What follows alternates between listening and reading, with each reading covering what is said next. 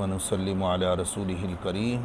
درود پاک۔ اللہم صلی علی سیدنا محمد وعلی آل سیدنا محمد وبارک وسلم۔ خوف اور امید، ڈر بھی ہو دل میں اور رحمت الہی کی امید بھی ہو۔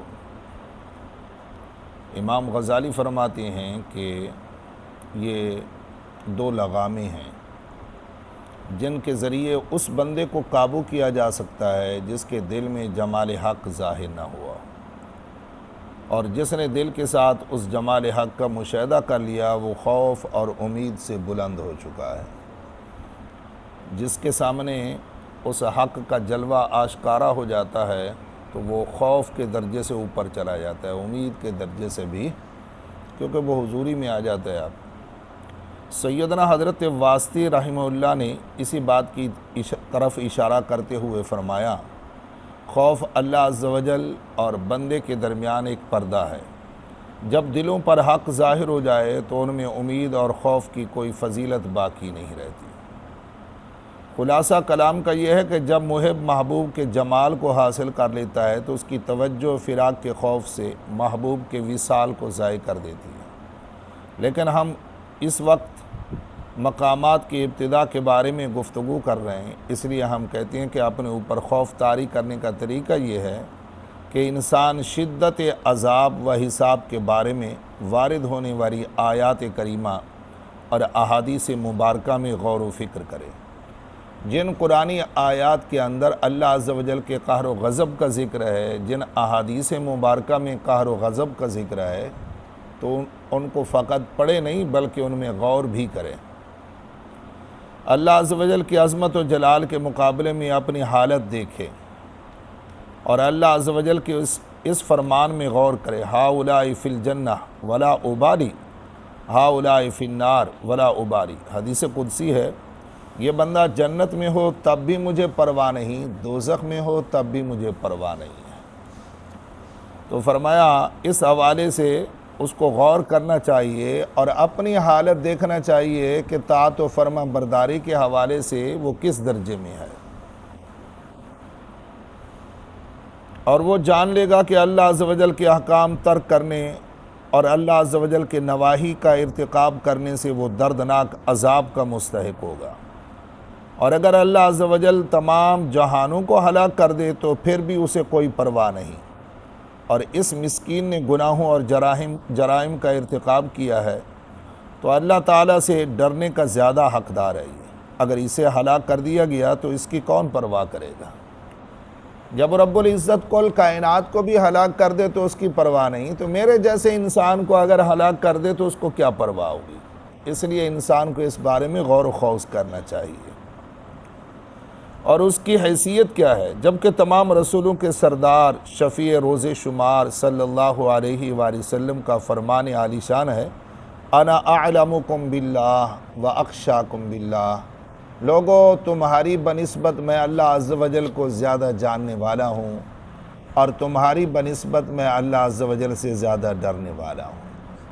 حضور سید عالم صلی اللہ علیہ وآلہ وسلم سے بڑھ کر اس کائنات میں رب العزت کا کوئی زیادہ فرما بردار تو نہیں ہے، لیکن حضور فرماتے ہیں میں تم سب سے زیادہ اللہ سے ڈرنے والا ہوں۔ اللہ عز و جل نے سیدنا حضرت داؤد علیہ السلام کی طرف وحی کی تھی، اے داؤد مجھ سے اس طرح ڈرو جس طرح چیرنے پھاڑنے والے درندے سے ڈرتے ہو۔ اگر تم کہیں جنگل میں ہو، تنہا ہو، دفاع کی کوئی صورت نہ ہو اور ایک شیر تم پر حملہ آور ہو جائے تو اس وقت دل میں کیفیت کیا ہوگی؟ ڈر کس قدر ہوگا؟ فرمایا زیادہ نہیں تو کم از کم اپنے رب سے تمہیں اتنا خوف کھانا چاہیے جتنا جنگل کے اندر شیر تمہارے سامنے آ جائے اور تم دفاع کرنے کی پوزیشن میں نہیں ہو تو جتنا خوف تمہارے دل میں پیدا ہوگا، چلو کم از کم بندہ اتنا تو ڈرے نا۔ تو ہم اپنے سینوں میں جھانکیں، کیا خدا کا خوف اتنا محسوس کرتے ہیں ہم اپنے دلوں میں؟ سیدہ حضرت عائشہ صدیقہ رضی اللہ تعالی عنہ ایک دن اپنے گھر بیٹھی ہوئی ہیں تو ایک یہودن عورت آپ سے کسی کام کی غرض سے آئی تھی۔ وہ آپ کے ساتھ محو گفتگو رہی اور جب وہ واپس جانے لگی نا تو اس نے کہا عائشہ اللہ تجھے عذاب قبر سے بچا لے۔ حضرت عائشہ صدیقہ فرماتی ہیں کہ میں نے اپنی پوری زندگی میں پہلی مرتبہ سنا کہ قبر میں عذاب ہوتا ہے، میرے علم میں نہیں تھا کہ قبر میں بھی عذاب ہوتا ہے۔ کہا میں سوچنے لگ گئی، آقا علیہ الصلوۃ والسلام میرے ہاں تشریف لائے تو پوچھنے لگے عائشہ بات کیا ہے؟ تو میں نے عرض کی کہ ایک یہودی عورت میرے پاس آئی تھی اور اس نے جاتے ہوئے کہا کہ اے عائشہ اللہ تجھے عذاب قبر سے بچا لے، تو حضور آپ یہ بتائیے کہ عذاب قبر بھی ہوتا ہے؟ تو آقا علیہ الصلوۃ والسلام نے فرمایا ان عذاب القبر حق، عذاب قبر تو حق ہے۔ تو حضرت عائشہ صدیقہ فرماتی ہیں کہ رات کو جب میں بستر پر لیٹی تو 1 منٹ کے لیے بھی میری آنکھ نہیں لگی، خوف خدا کی وجہ سے وہ ڈر اور دہشت اور خوف کا اس قدر غلبہ تھا کہ 1 منٹ کے لیے بھی مجھے نیند نہ آئی۔ تو کیا کبھی ہم بھی ایسے سوتے ہیں کہ اللہ کے خوف کی وجہ سے ہمیں نیند نہ آئے؟ ہم تو سب کچھ بیچ کر ہی سوئے ہوئے ہوتے ہیں، بڑے سکون وقار اور قرار کے ساتھ۔ خشیت اور خوف کے حوالے سے یہ بات بھی بڑی اہمیت کی حامل ہے کہ اگر آپ موٹر سائیکل پہ یا کسی بھی گاڑی پہ سوار ہیں، شہر کے اندر آپ سفر کر رہے ہوں اور آگے سگنل بند ہو تو اس کا مطلب کیا ہوتا ہے؟ یہاں رک جائیے، آگے نہیں جا سکتے جب تک کہ سگنل کھلے گا نہیں، کیونکہ اگر سگنل بند ہے اور آپ پھر بھی اس جگہ کو اس چوک کو کراس کریں گے تو اس کا مطلب یہ ہے کہ آپ نے قانون کی خلاف ورزی کی اور آپ قانون کی گرفت میں آئیں گے۔ تو اس لیے آپ اپنے آپ کو قانون کی گرفت سے بچانے کے لیے رک جاتے ہیں۔ لیکن ایک صاحب وہ بھی ہے جو اس سگنل کو توڑ کر گزر جاتے ہیں۔ تو سواری ہے کہ باقی سب رکے ہوئے ہیں لیکن ایک صاحب نے سگنل توڑ دیا ہے، تو کیوں توڑا ہے اسے؟ اس کے 2 ہی مطلب ہو سکتے ہیں۔ اس نے ادھر ادھر دیکھا، اس نے کہا کوئی کھڑا تو نہیں ہے، لہذا اگر میں گزر بھی جاؤں تو کسی کو کیا خبر؟ جب کسی کو پتہ ہی نہیں ہوگا تو میں قانون کی گرفت میں نہیں آ سکتا، کسی کی پکڑ میں نہیں آ سکتا، تو اس لیے وہ گزر گیا۔ اور ایک اور صاحب آئے، اس نے آ کر دیکھا سگنل بند ہے، ادھر ادھر دیکھا، اس نے کہا کہ کیمرہ بھی نصب ہے، میری حرکت کو ریکارڈ بھی کر لیا جائے گا۔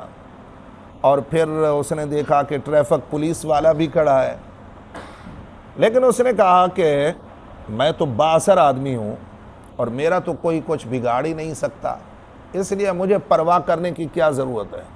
یہ تو ڈرپوک لوگ کھڑے ہوئے ہیں جو انتظار کر رہے ہیں، تو اس لیے اپنی گاڑی کو اس نے ریس دیا اور وہاں سے نکل گیا۔ تو سگنل توڑنے والے 2 طرح کے شخص ہیں۔ ایک شخص وہ ہے جو کہتا ہے میری حرکت کا کسی کو علم نہیں ہے، اس لیے میں کسی کی گرفت میں نہیں آؤں گا، اور دوسرا وہ شخص ہے جو کہتا ہے کہ میری حرکات کا بھلے ارباب بالا کو علم تو ہو جائے گا لیکن میں ان سے زیادہ بااثر ہوں، وہ میرا کچھ بگاڑ نہیں سکتے۔ تو استغفر اللہ ثم استغفر اللہ، ہم لوگ جب اللہ عز و جل کے نواہی کا ارتکاب کرتے ہیں اور اس کے احکامات کی نافرمانی کرتے ہیں تو پھر اس کے 2 مطلب تو ضرور ہو سکتے ہیں۔ یا تو استغفر اللہ ہماری فکر سوچ اور ہمارا نتیجہ یہ ہے کہ فکر کا زاویہ یہ ہے کہ خدا کو ہماری حرکات کا علم ہی نہیں ہوتا، تو وہ پکڑے گا کیسے؟ اور اگر ہم یہ عقیدہ رکھتے ہیں کہ نہیں اللہ عز و جل کو ہمارا علم ہے، ہم پھر بھی ارتکاب کرتے ہیں، تو اس کا مطلب یہ نکلا نا کہ ہم بڑے بااثر لوگ ہیں، لہذا خدا ہمارا کچھ بگاڑ نہیں سکتا۔ اللہ ہم پر گرفت کرنا چاہے تو نہیں کر سکتا، اور اگر یہ بات بھی نہیں ہے تو پھر ہم حکم ربی کی نافرمانی کیوں کریں اور نواہی کا ارتکاب کیوں کریں؟ پھر ہمارے دل کے اندر خشیت اور خوف کا غلبہ پیدا کیوں نہ ہو؟ آخر ماہ رمضان المبارک کا مہینہ بھی تو آتا ہے نا، ہم روزہ بھی تو رکھ لیتے ہیں، اور اگر آج کل جیسے گرمیوں کے موسم میں رمضان المبارک آتا ہے تو جب دوپہر کا وقت ہو، سخت پیاس لگی ہوئی ہو، آدمی کمرے کے اندر سویا ہوا ہو اور پھر اس کمرے کے اندر حسن اتفاق کے فریج بھی رکھی ہوئی ہے، اس کے اندر فروٹ بھی ہے، ٹھنڈا پانی بھی ہے، روح افزا کی بوتل بھی پڑی ہے، تو آپ تنہا اکیلے کمرہ بند کر کے سو جاتے ہیں اور کھانے پینے کی ساری اشیاء مہیا ہیں، لیکن پیاس آپ کو ستاتی ہے تو آپ پانی کیوں نہیں پیتے؟ شام کو کوئی سمجھدار بندہ آپ سے پوچھ لے یار سارا دن پیاسے پڑے رہے اور قرب میں پانی بھی تھا، تو آپ ایک جگ جو ہے وہ مشروب کا تیار کر لیتے اور سکون سے پیتے رہتے، پیاس بجھاتے رہتے، کوئی دیکھ تو نہیں رہا تھا۔ تو آپ اس کو جواب دیتے ہیں کہ دنیا کے اندر نہ بھائی دیکھ رہا ہے، نہ بہن دیکھ رہی ہے، نہ ماں دیکھ رہی ہے، نہ باپ دیکھ رہا ہے، نہ بیوی، نہ بچے، لیکن جس کے لیے میں نے روزہ رکھا وہ تو دیکھ رہا تھا نا، اس سے تو میں چھپ نہیں سکتا تھا، تو اس لیے میں نے اس سے حیا کیا اور میں نے حکم عدولی نہیں کی۔ تو بس اتنا سوچ لیں ہم، کیا رمضان المبارک میں ہمارا خدا اور ہوتا ہے، باقی 11 مہینوں میں اور ہوتا ہے؟ رمضان میں تو ہم اس کی نافرمانی نہیں کرتے کہ وہ ہمیں دیکھتا ہے، اور باقی 11 مہینوں میں ہم اس کی نافرمانی کرتے ہیں۔ تو اس کا مطلب یہ ہے کہ جب ہم یہ عقیدہ رکھیں دیکھتا ہے تو ہم پیاسے مرتے ہیں مگر پانی نہیں پیتے، بھوکے رہتے ہیں مگر کھانا نہیں کھاتے، اور جب ہم یہ دونوں جرائم کا ارتکاب کریں کہ حلال حرام میں تمیز بھی نہ کریں، رشوت بھی لیں، سود بھی لیں، جوا بھی کھیلیں، شراب بھی پئیں، بدکاری کا ارتکاب بھی کریں، دوسروں کے حقوق کو غصب بھی کریں، تو اس کا مطلب یہی نکلا کہ ہم خدا کے علم پر اور اس کے گرفت پر اعتماد نہیں رکھتے۔ تو بندے کو یہ سوچنا چاہیے کہ اللہ عز و جل وہ ہے لا تاخذہ سنۃ ولا نوم، نہ اسے نیند آتی ہے اور نہ اسے اونگ آتی ہے، اور علیم بذات الصدور بھی ہے کہ ظاہری حرکات کرنا تو دور کی بات، وہ دل کے کھٹکے سے بھی واقف ہو جاتا ہے، تو ہماری حرکات و سکنات اس سے مخفی نہیں ہے، اور اس کی گرفت بھی بہت مضبوط ہے، اور کوئی بھی اس کی پکڑ سے بچ نہیں سکتا۔ اگر یہ ساری چیزیں انسان کے دماغ کے اندر بیٹھ جائیں اور وہ سوچے کہ میں رب کی بارگاہ کے اندر اس ٹائم حاضر ہوں، اس سے مخفی نہیں رہ سکتا، تو پھر بندہ کبھی بھی حکم عدولی نہیں کرے گا، نافرمانی نہیں کرے گا۔ خشیت اور خوف کا بنیادی مقصد بھی یہی ہے۔ اللہ عز و جل ہم سب کو راہ ہدایت نصیب فرمائے، قرآن و سنت کے موافق زندگی بسر کرنے کی توفیق عطا فرمائے۔ وما علیہ الا البلاغ۔ اللہم صلی علی سیدنا محمد وعلی آل سیدنا محمد وبارک وسلم۔ ربنا آتنا فی الدنیا حسنۃ وفی الآخرۃ حسنۃ وقنا عذاب النار۔ صلی اللہ تعالی علی حبیبہ محمد وآلہ۔